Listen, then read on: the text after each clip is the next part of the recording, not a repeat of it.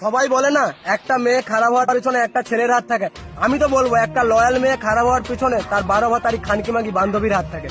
তার কারণ একটা মেয়ে তোমাকে মন থেকে ভালোবাসে, তোমার সাথে অনেকদিন সম্পর্ক চালিয়েছে, অনেক বছর সম্পর্ক চালিয়েছে, কিন্তু তার বান্ধবী তার বয়ফ্রেন্ডের সাথে দেখা করতে হবে, বলবে চল আমার সাথে চল। যে বলবে আমার বয়ফ্রেন্ডের সাথে যে ছেলেটা এসেছিল ওর সাথে প্রেম করবি, আমার একটা বন্ধু আছে তার সাথে প্রেম করবি, আমার এর সাথে প্রেম করবি, আমার বালের সাথে প্রেম করবি, সব সময় তাকে অ্যাপ্রোচ করতেই থাকে। বলবে আমি তো 4 জনের সাথে চলে যাচ্ছি, কোথায় কিছু হচ্ছে না। আরে তোর বয়ফ্রেন্ড কিছু জানতেই পারবে না, দুদিন কথা বলে দেখ, যদি না ভালো লাগে কথা বলতে হবে না। তোর বয়ফ্রেন্ডকে কে বলতে যাচ্ছে, তোর বয়ফ্রেন্ডের ঘর তো অনেক দূরে, সে তো জানতেই পারবে না।